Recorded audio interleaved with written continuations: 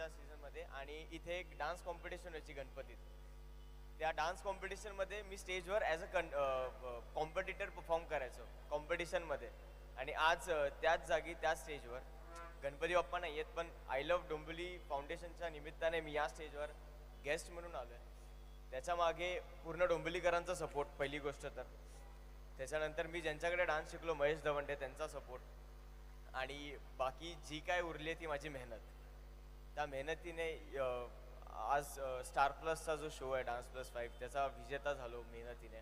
आणि खूप वर्षानंतर जेव्हा कॉम्पिटिशन सुटतं, कॉम्पिटिशनची लाईन आपली सुटते, त्याच्यानंतर मग अशा स्टेजवर अशा कलाकारांना डान्स करताना बघणं माझ्यासाठी खूप नॉस्टॅल्जिक होतं. आणि मला असं खूप मी पहिले ज्या वाईबमध्ये होतं ना, पहिले ज्या फील्डमध्ये असायचो, कॉम्पिटिशनला जायचो ट्रेननी आणि ह्याच्यानी, तर ते सगळं कनेक्ट झालं. आणि यांना डान्स करताना बघून मला पण असं